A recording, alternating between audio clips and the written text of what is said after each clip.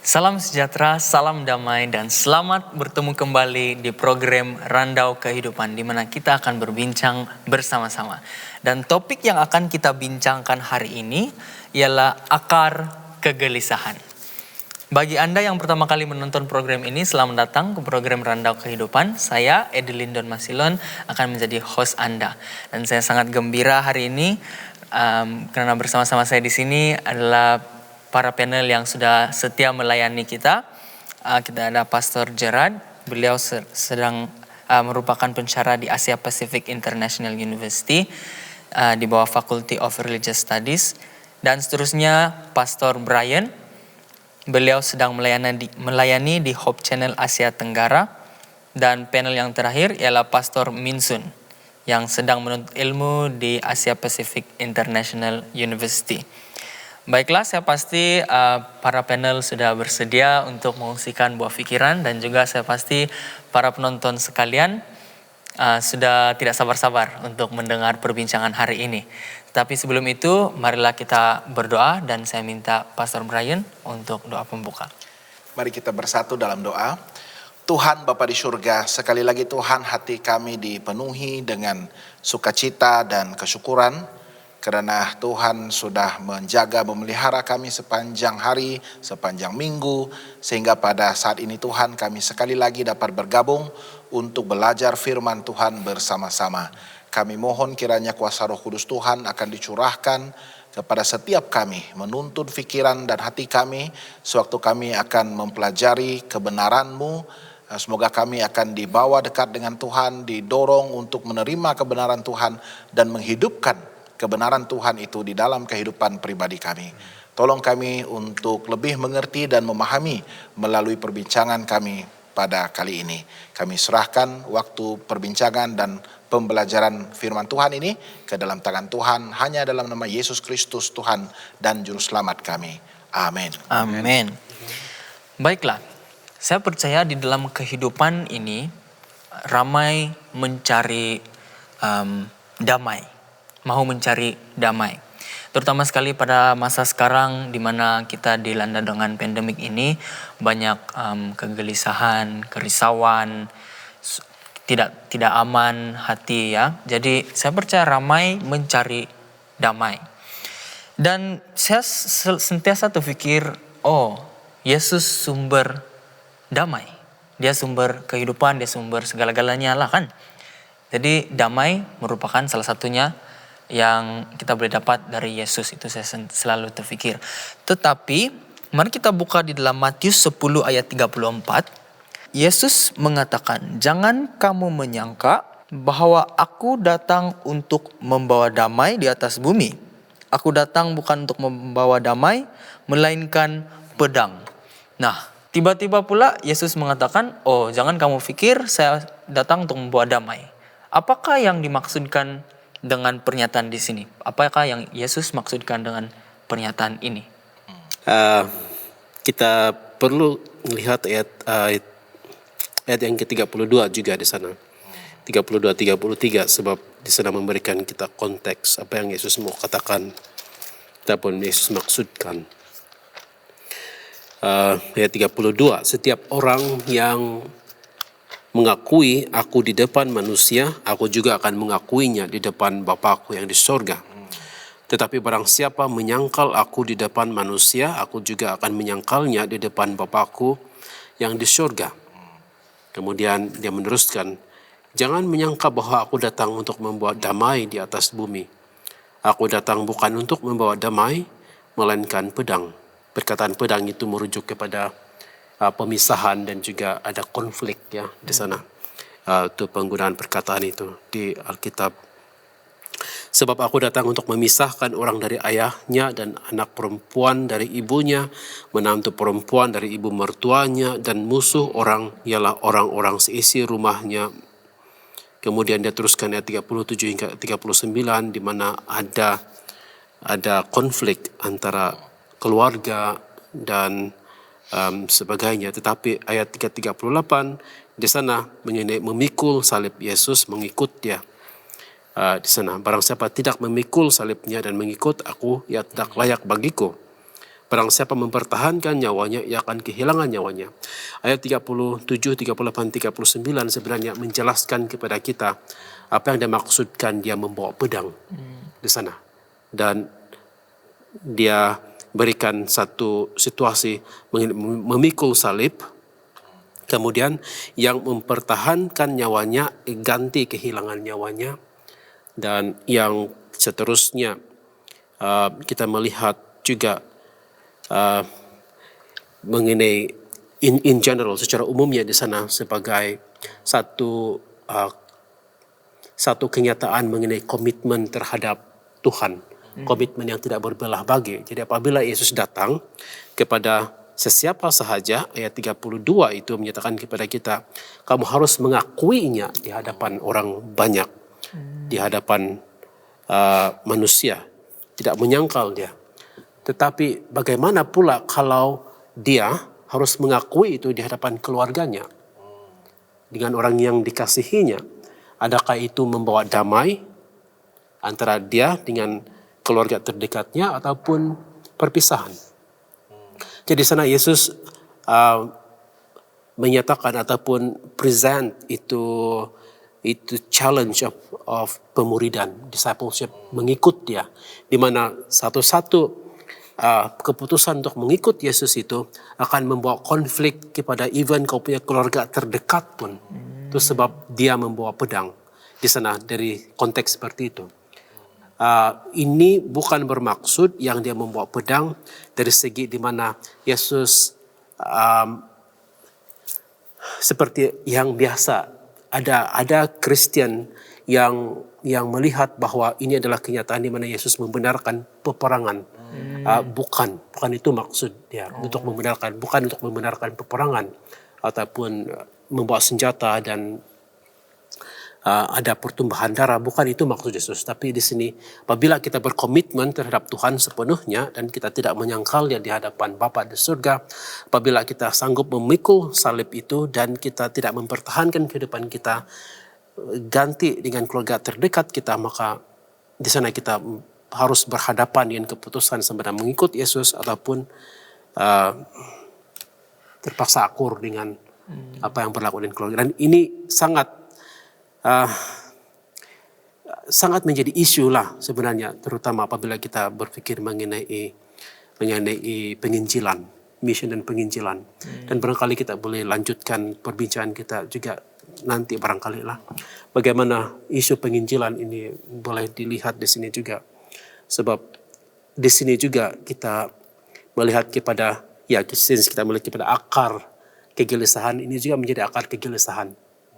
Apabila kita menjangkau orang, dia akan beritahu kita, dia gelisah, bagaimana saya punya bapak tidak benarkan saya untuk pergi ke gereja lagi. Dia sudah membawa kegelisahan bagi orang tersebut. Jadi bagaimana kita mau tackle ini dalam situasi seperti itu. Tapi saya buka itu kepada persoalan. Kalau saya ingin menambah sedikit yang Dr. Gerard sampaikan tadi, saya teringat mungkin dalam konteks di mana Yesus mengutarakan satu kenyataan yang bukan hanya terjadi pada masa itu, tetapi dia juga melihat jauh ke hadapan bahwa ianya pasti akan terjadi pada masa kita sekarang ini. Dan pada masa Yesus ini, gereja belum pun bermula. Ya, pada waktu itu Yesus dalam perangkaan ataupun proses untuk melatih murid-muridnya, his disciples. Nah, karena dia ingin mendirikan kerajaan Allah itu, dia ingin mempersiapkan umat manusia untuk menerima dia sebagai juru selamat, sebagai domba. Dan sangat sukar bagi orang, walaupun orang yang banyak yang berbondong-bondong, berpusu-pusu bersama-sama dengan dia itu, sehingga pada akhirnya pun mereka, kalau mereka kembali mendengar ataupun mengingat kembali apa yang Yesus katakan ini, saya rasa mereka sadar juga itu, bahwa mereka sendiri pun meninggalkan Yesus. Bahkan Petrus sendiri pun menyangkal Yesus. Ya, jadi sudah ada konflik itu pada masa itu untuk boleh mengakui Yesus di hadapan orang banyak. Ya. Dan pada gereja yang awal itu, orang Kristen adalah orang-orang minority. Mereka ditindas, mereka diperlekehkan, mereka diperkecilkan. Dan itu sendiri sangat sukar untuk mengakui kita sebagai orang Kristen. Dan pada masa ini untuk kalau kita lihat menjadi Kristen bukanlah sesuatu yang sangat mencabar karena Kristen adalah agama yang terbesar. Tetapi kalau kita menjadi Kristen di tempat di mana satu agama itu adalah sangat dominan, ya, contohnya seperti di Malaysia khususnya, ya, mungkin agak sukar ya untuk kita menjadi seorang Kristen. Dan konflik itu akan ada bahkan di dalam keluarga. Barangkali dalam Kristeniti pun ya, dalam Kristeniti pun sudah ada fahaman-fahaman yang berbeza, denominasi-denominasi yang berbeza, dan itu sendiri juga menyebabkan konflik jika di dalam satu keluarga itu mewakili latar agama yang berbeza-beza bahkan di kalangan Kristen sendiri. Ya, jadi bagaimana untuk menyelesaikan konflik sebegini di dalam keluarga kita? Dan kalau kita mengambil ayat ini secara terus, seakan-akan kita tidak ada pilihan selain daripada untuk berpisah dan mungkin untuk menumpu hanya kepada apa yang kita percaya ataupun hanya kepada yang kita percayai sebagai kebenaran itu sahaja. Dan ini sudah saya saksikan banyak sekali mengakibatkan perpecahan di dalam rumah tangga, khususnya apabila pasangan itu mempunyai kepercayaan dan keyakinan yang berbeza-beza walaupun mereka itu adalah sesama Kristen. Mungkin Pastor Minsun ada tambahan.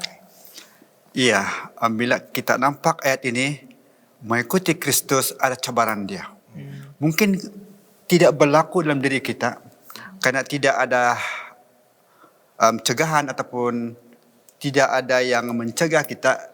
Tetapi saya mendengar beberapa daripada kawan saya menghadapi cabaran seperti ini di awal penglibatan mereka di dalam Kristen. Ada antara kawan-kawan saya yang diancam untuk ditembak oleh bapak mereka karena dia pergi ke gereja.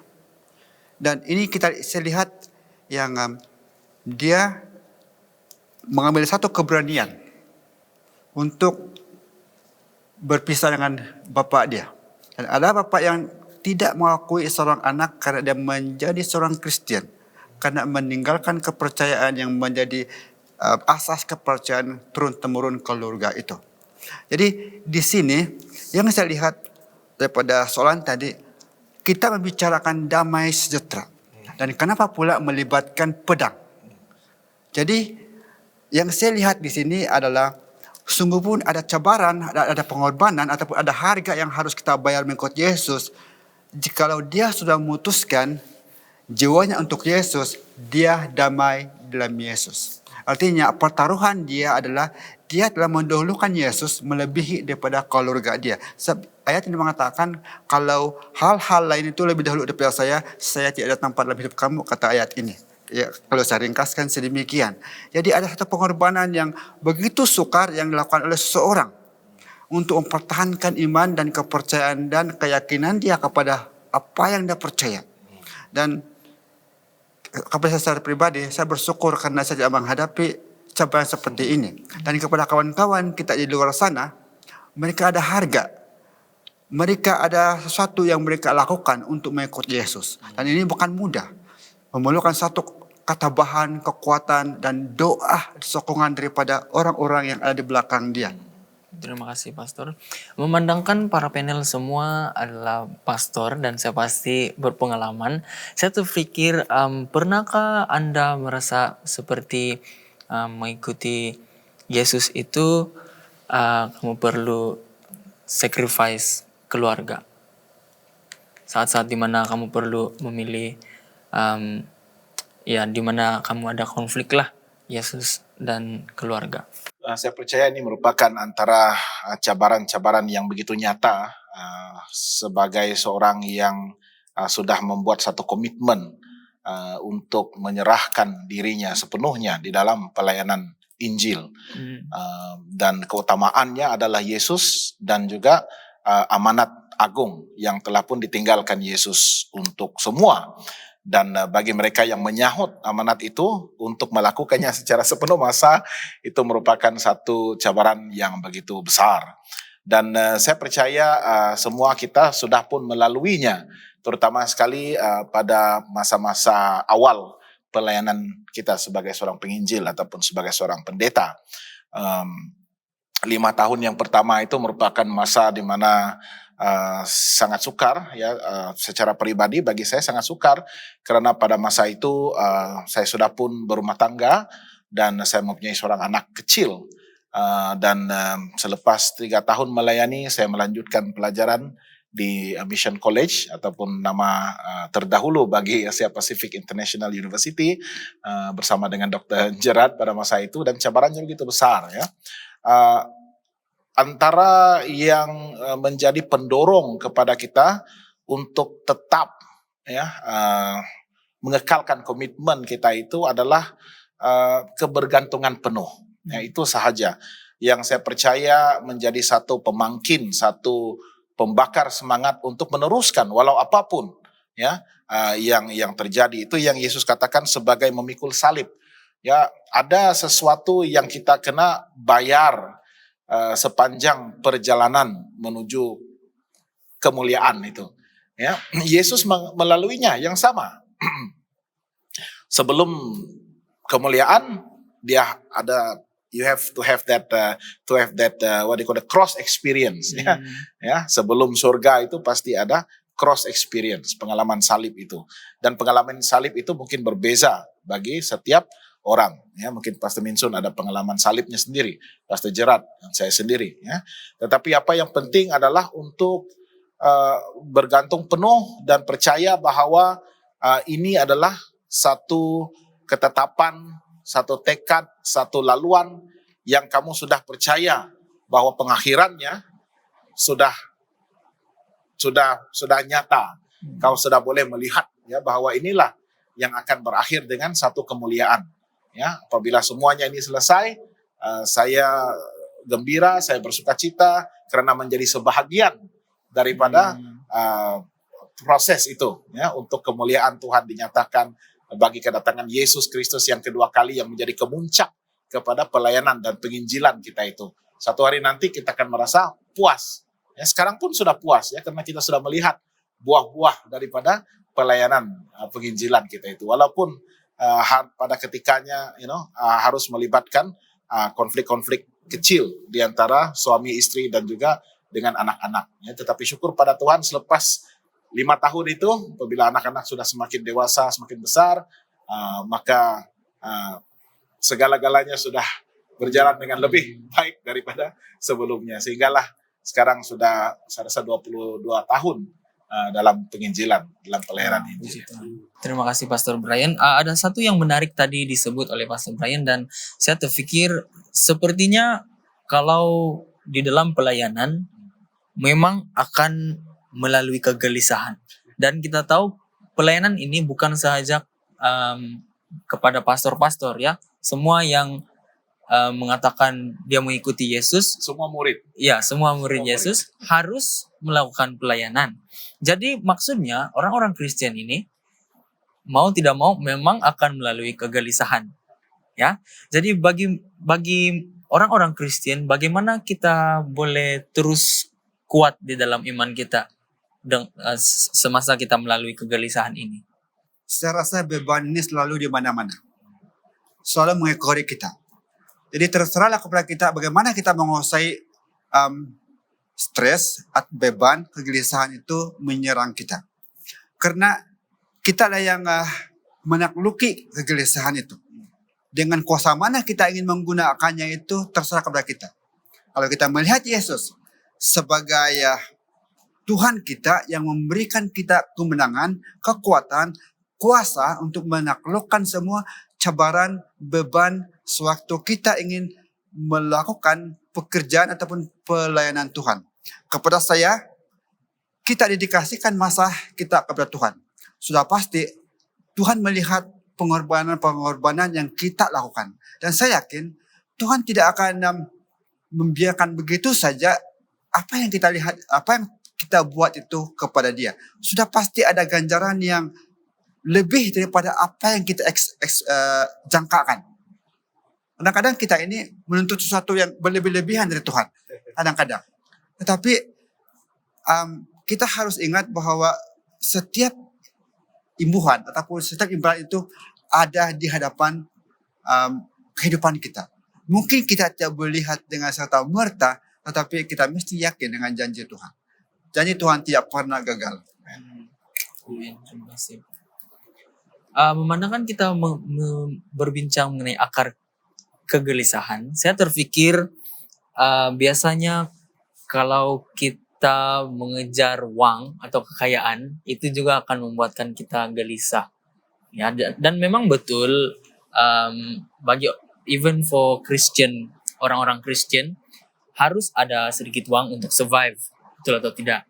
Tetapi sekiranya mengejar kekayaan, nampaknya itu hanya akan membuatkan kita lebih gelisah. Sebab bila sudah dapat apa yang kita mau lagi, tidak puas. Ya, mau lagi. Jadi kenapa sebenarnya kalau mengejar kekayaan ini membawa kegelisahan, atau mungkin ada kaitan dengan selfishness? Saya pikir kalau kita lihat satu cerita dalam Alkitab mengenai seorang muda yang datang kepada Yesus, apa yang harus dia perbuat untuk selamat, katakan ya, untuk dia menyebut mengenai hukum 10 tersebut, ya, 6 hukum seterusnya, yang 6 hukum mengenai hubungan sama manusia itu. Dan bila Yesus katakan, bila dia katakan, oh saya sudah lakukan semua itu, Yang hukum 10 itu no problem. ya no problem. Tapi Yesus katakan ada satu lagi, dan itu dia katakan, jual apa yang kamu ada dan berikan kepada miskin. Tapi sejurus lepas itu, respon dia terhadap itu adalah sangat menyedihkan. Dia katakan dia pergi dengan sedih. Itu memberikan satu gambaran kepada kita bagaimana hal-hal mengenai kekayaan, mengenai penting diri sendiri itu menjauhkan kita daripada komitmen kita kepada Tuhan. Walaupun dia ada menyebut mengenai orang kaya sukar masuk surga, lebih mudah bagi unta itu masuk melalui lubang jarum, tapi itu bukan mengatakan bahwa orang kaya tidak boleh masuk surga, ya, boleh. Sebab di ujung sekali cerita tersebut dia katakan, bila murid dia mengatakan, jadi sukarlah masuk surga ini mustahil. Ini sangat mustahil, kata muridnya. Tapi Yesus katakan, apa yang mustahil bagi manusia, itu tidak mustahil bagi Tuhan. Sebab bagi manusia, dia menggunakan semua kekuasaan ataupun semua yang dia boleh lakukan dengan kekuatan dia sendiri untuk melakukan sesuatu. Dan itu mendatangkan kegelisahan. Dan itu membuatkan sukarnya untuk masuk surga, sebab kita mempunyai komitmen yang terbelah bagi, dan biasanya komitmen itu condong kepada harta kita. Di mana hartamu berada, di situ juga hatimu berada, Yesus katakan. Dan yang membolehkan, satu-satunya perkara membolehkan kita selamat adalah bila Tuhan memungkinkan kita untuk diselamatkan, yaitu kasih karunia Tuhan membuat yang kita selamat. Itu sebab mustahil bagi manusia, tidak mustahil bagi Tuhan untuk keselamatan seperti itu. Jadi contoh itu memberikan kita satu bayangan bahwa selfishness, kekayaan, uang, cinta uang yang kita panggil ini semua mengganggu komitmen kita terhadap Tuhan. Dan saya rasa dia berbalik kepada tujuan dan motif, ya, untuk menyasarkan sesuatu itu, untuk meletakkan cita-cita dan keinginan kita itu. Orang muda yang approach dia, yang sebenarnya approach Yesus, yang menjangkakan ataupun mengandaikan bahwa dia akan dapat satu pujian, satu commendation, ya, di atas pematuhannya kepada hukum Allah. Karena bagi dia untuk selamat adalah mematuhi dan memelihara hukum Allah. Dia sudah pun mengusahakan bahagiannya. Ya, tetapi bagi Yesus iman itu harus hidup. Iman itu harus dinyatakan. Dan iman itu harus disesuaikan dengan kehendak Tuhan. Dan kehendak Tuhan adalah untuk menolong orang-orang lain yang memerlukan, yang berada dalam kesusahan itu. Dan itu sebabnya saya percaya tidak semua orang menjadi kaya pada masa ini. Ya, tidak semua yang memiliki tahap kemampuan yang sama. Ya, dan mungkin itu bersebab, kita tidak tahu ya, tetapi mungkin itu bersebab.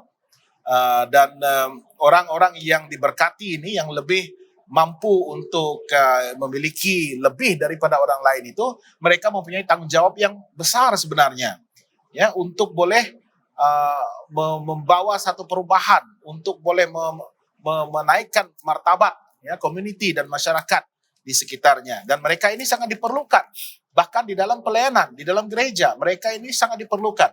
Kita tidak mengatakan orang-orang kaya ini sukar masuk surga, maka kita sisihkan mereka dari gereja. Tidak. Ya, Tuhan memerlukan mereka, dan itulah yang Tuhan coba untuk rasionalkan dengan orang muda yang kaya itu tadi. Ya, di manakah, apakah tujuanmu untuk menjadi kaya itu? Adakah untuk kepentingan dirimu sendiri, untuk mencapai cita-cita dan kerinduan hatimu, ataupun untuk kemuliaan Tuhan, untuk pekerjaan Tuhan, dan untuk memartabatkan, melestarikan, mensejahterakan kehidupan orang-orang lain di sekitarmu. So, sangat penting ya, sebelum pun kita berusaha untuk menjadi kaya, lebih baik kita selidiki dalam-dalam ya, apakah kekayaan itu nanti akan membawa kita dekat kepada Tuhan dan melakukan kehendak Tuhan, ataupun sebaliknya ya. Dan ramai orang yang sudah kaya yang mula-mula katakan, saya akan, apabila saya kaya nanti saya akan menolong gereja, saya akan mengembalikan persepuluhan, memastikan persembahan saya dapat menolong penginjilan dan menolong orang lain. Tapi akhirnya apabila dia sudah berjaya dan menjadi kaya, dia malah melupakan janjinya itu, dan akhirnya dia tidak ada masa di gereja, dan dia tidak terlibat langsung pun di dalam pelayanan di dalam gereja. Nah, itu sangat menyedihkan. Saya rasa isu tentang kaya dan susah masuk surga ini, saya rasa mungkin orang muda yang kaya ini mungkin dia mewakili diri dia sendiri.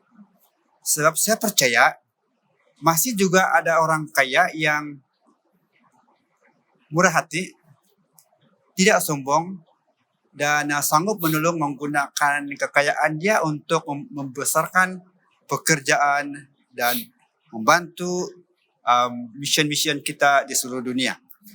Sebab bila Alkitab dia mengatakan bahwa orang kaya mungkin sukar masuk surga, bukan berarti orang miskin ini begitu mudah masuk surga. Bukan juga berarti kita perlu untuk menjadi miskin supaya kita mudah masuk surga. Saya pikir tidak. Sebab orang miskin juga bukan terlalu mudah untuk masuk surga. Kadang-kala kita mendengar orang kaya sombong. Tetapi saya ingin bertanya, adakah orang yang miskin yang sombong? Ada juga orang miskin yang sombong. Kalau kita tanya, adakah orang kaya yang murah hati? Ada, berlembab. Adakah orang Kristen kaya daripada kalangan Adventist sendiri? Ada. Saya pernah menemui beberapa orang kaya Adventist yang begitu murah hati.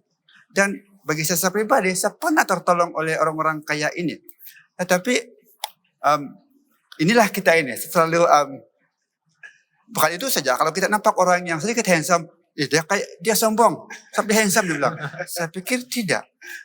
Apa yang membuat orang kaya itu sombong bukan sebab dia kaya, tapi hati dia. Hati dia yang bermasalah. Bukan kekayaan dia ada masalah, hati dia yang dia tidak urus dengan baik.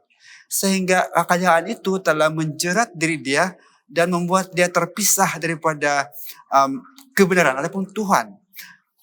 Terlalu diberkati menyebabkan berkat itu menjauhkan dari Tuhan. Kadang-kala kita ini bila berkat melimpah ruah, kita terlalu sibuk mengurus berkat Tuhan daripada kita mendedikasikan diri kepada Tuhan. Ini jadi satu isu dan masalah yang dihadapi oleh setiap orang. Kadang-kala kita kehilangan kesehatan karena terlalu mengejar kekayaan mungkin ataupun keuangan. Saya pikir bila orang itu kaya, apa yang dia buat balik? Dia akan menggunakan semua kekayaan itu untuk mengejar kesehatan balik. Dan saya pikir kita kena satu perkataan balance kan. Kalau kita ingin menjadi kaya barangkali jangan tinggalkan Tuhan. Kalau seorang itu menjadi seorang kaya, jangan ketepikan kesehatan. Jangan ketepikan Tuhan ataupun kawan-kawan. Supaya kalau dia ada sedikit kelebihan, Tuhan mempertanggungjawabkan jawab kepada dia untuk menggunakan kekayaan itu membantu pekerjaan Tuhan yang lain. Saya rasa kalau kamu ada kemampuan yang lebih, artinya tanggung jawab lebih. Dan tidak semestinya kita yang belum merasakan diri kita kaya ini kita tidak dapat menolong orang. Yes. Ya? Kita kaya dengan budi pekerti, kita kaya dengan kemurahan, ya, sehingga kita sumbangan yang sedikit pun sebenarnya boleh menjadi it makes a big difference, satu perbezaan yang besar bagi orang-orang yang sangat memerlukan. Jadi jangan kita tunggu sehingga kita kaya baru kita boleh menolong. Dan menolong orang itu ataupun menyalurkan berkat-berkat yang kita terima itu sebenarnya antara satu cara untuk kita menghilangkan kegelisahan kita. Amen. Ya, karena kita tidak lagi fokus kepada kegelisahan, tetapi kita melihat bahwa ada orang yang lebih gelisah. Kita sadar bahwa di dunia ini bukan saya seorang saja yang susah. Ya, bahkan ada orang yang lebih susah daripada saya. Dan apabila kita berkongsikan berkat kepada dia, secara semula jadi kita akan dibahagiakan. Dan kita akan diberkati dengan lebih banyak lagi. Orang kata, memberi lebih baik daripada menerima. Iya. Saya sangat suka dengan perkataan tadi. Jangan tunggu menjadi kaya untuk menolong orang. Jadi tolong orang itu seadanya kita. Dan kadang-kala kita ini selalu memikirkan kita tidak ada. Tetapi selalunya apa yang kita tidak ada itu lebih besar berkat dia. Karena kita berani untuk mempertaruhkan walaupun kita tidak ada. Sebab kita lihat suatu cerita dalam Alkitab, janda yang memberikan persembahan itu, apa yang bilang, dia bukan saja dia beri duit itu, tapi dia beri hati dia. Jadi, ya dia beri semuanya. Dan oleh itu orang bilang, jangan tunggu bahagia baru tersenyum. Tersenyum saja sudah jadi bahagia. Jadi saya pikir ini konsep sangat bagus. Jangan kita tunggu sesuatu itu membuatkan kita gembira, baru kita mau senyum. Jadi kita lakukan apa yang kita mampu buat pada masa-masa tertentu. Tak pikir-pikir, tunggu dulu ini baru boleh. Ya, baiklah. Terima kasih para panel sekalian. Sebentar tadi kita sudah lihat akar kegelisahan. Saya pasti banyak lagi akar-akar lain. Tapi alangkah baiknya kalau kita boleh hapuskan semua akar-akar itu ya. Sebab dikatakan akar bermaksud kalau tidak akarnya, tidak adalah kegelisahan. Tetapi itulah realitinya, kegelisahan akan tetap ada. Tapi saya percaya untuk mengatasi kegelisahan itu, semua bermula dengan Yesus. Amen. Ingat Yesus mengatakan, akulah jalan, kebenaran dan kehidupan. Ya. Jadi ada tambahan terakhir dari para panel? Saya ingat pula kalau kita ketika saya masih kecil lagi, bagaimana saya lihat bapak saya mau punahkan satu pokok. Dia ada certain proses lah, tapi antaranya adalah dia langsung kepada akar dia. Dia langsung kepada akar. Selagi akar itu ada, kau tunggu beberapa bulan kemudian tumbuh tunasnya. Tunasnya akan bertumbuh lagi. Jadi memang akar itu berpunca daripada diri kita sendiri juga, di mana semua sikap-sikap itu bertambah, saling bertambah satu sama dengan yang lain. Dimana kita gelisah sebab tidak mempunyai uang. Bila kita sudah ada uang, kita mempunyai kita gelisah sebab ada orang mungkin akan mencurinya. Bila kita gelisah mengenai itu, kita sudah menjadi menjaga harta dan kita tidak mau memberi orang sebab takut kena tipu dan itu bertambah dan bertambah seterusnya. Dan dia sangat kontradik dengan apa yang Petrus katakan, bermula dengan iman, kebaikan dan seterusnya itu, dan bertumbuh kebaikannya. Dan itulah saya pikir untuk menggantikan akar itu, kita harus beri kepada akar yang seperti Petrus katakan, dari yang bermula daripada iman dan di akhiri ataupun di peak dia kemuncaknya sebagai kasih. Dia kata seperti sana. Bercakap tentang akar ini, saya ada satu pandangan terakhir. Jangan pernah underestimate akar, kekuatan akar ini. Ramai yang rasa begitu complacent ya, selesa, tidak apalah, sikit-sikit, iri hati sana, risau sini, tamak, little bit, semua itu adalah biasa, ya, sangat biasa di dalam kehidupan kita, ya. Dan kita sering membenarkan akar itu untuk mula bertumbuh. Dan saya lihat sendiri bagaimana pokok betik yang begitu lembut, buahnya yang begitu lembut, bukan macam durian lah, ya. Kalau durian memang sakit, ya, kalau jatuh atas kepala, ya. Tetapi akar daripada pokok betik yang kita underestimate ini, kekuatannya itu boleh memecahkan lantai konkrit. Right? Karena apa? Karena telah dibiarkan terlalu lama, ya. Dan akar itu kalau dibiarkan terlalu lama, dia sama ada dia menjalar ke sisi, ataupun dia menjalar ke bawah. Dan apabila dia sudah menjalar jauh ke bawah, sangat sukar untuk dihapuskan. Jadi dalam kata lain, we have to address the root of the matter. Kita harus segera menyelesaikan, menghapuskan, melenyapkan akar itu sebelum dia bertumbuh lebih besar, sama ada menjalar ke tepi ataupun menjalar ke bawah. Kekuatan akar itu jangan pernah pandang rendah. Ya, saya sudah lihat bagaimana pokok-pokok yang kita rasa senang saja ini tebang esok hari, tapi dibiarkan begitu, akhirnya lantai konkret kita pecah oleh akar daripada pokok ini. Saya berkata seperti ini. Biarpun berada dalam gelisah, biarlah bersama dengan Yesus. Amin. Daripada berada dalam comfort zone tapi tidak ada Yesus. Jadi kadang-kala ada positif dia walaupun ada kegelisahan. Gelisah bersama Yesus membuatkan kita terus bertumbuh. Daripada kita berada di zona yang selesa tanpa Yesus dan kita tidak sadar kita sebenarnya hilang di radar Yesus. Terima kasih para panel sekalian. Wah, sangat saya rasa sangat diberkati, dan perkongsian-perkongsian yang telah diberikan memang betul-betul membuatkan kita bertumbuh, dan saya pasti para penonton sekalian juga merasa diberkati. Jadi untuk doa penutup, saya minta Pastor Minsun untuk doa. Mari kita bersatu dalam doa. Maha besar, terima kasih atas kesempatan yang indah dan luar biasa untuk kami mengupas dan membahaskan tentang isu ini. Dan Tuhan tahu akan keterbatasan pikiran kami, tapi kami percaya melalui kuasa dan roh dari surga sudah memimpin kami. Dan apa yang kami sudah kongsi bersama itu dapat